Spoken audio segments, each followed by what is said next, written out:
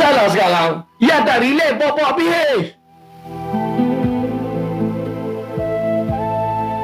Pasal apa hampa tak relax? Seolah-olah hampa tahu Najib tu boleh dibebaskan. Seolah-olah hampa lebih tahu yang Najib tu tak bersalah.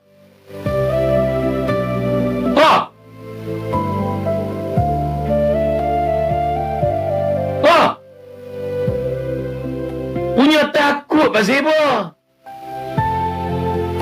Dan Najib bersalah kan? Takut pada keluar. Hai, macam ada udang di sebalik mi ni. Hai, kami ni tengok hampa pelik ni.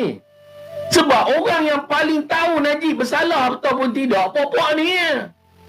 Sebab mereka yang dituduh. Adakah tuduhan jadi tuduhan benar ataupun palsu? Tapi cara mereka duk sampai duk cerita, duk bimbang risau ni, seolah-olah tuduhan ni palsu. Dia tak boleh kod. Yus, jangan duk kalut. Aku walaupun pakai baju bersih, warna bersih, walaupun aku pakai baju warna bersih, namun aku kena galut dah.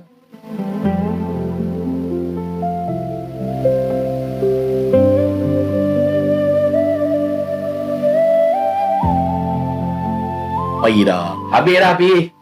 Hampa lingkup dah, aku ingat. Hampa suka pecah lubang sendiri. Tak habis-habis. Dah buat cerita 25 tahun. Pecah lubang sendiri pasal apa? Betul Pak Yupis, memang tak reti mereka. Takut kalau Najib keluar. Dah kata Najib salah, takut buat apa?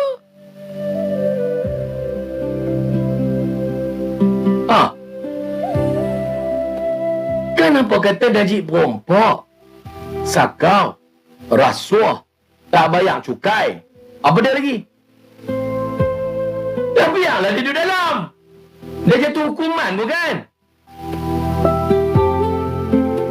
Yang bertakut dia keluar ni pasal apa? Biasanya orang takut Najib keluar ni, seolah-olah orang yang boleh keluar dibebaskan ni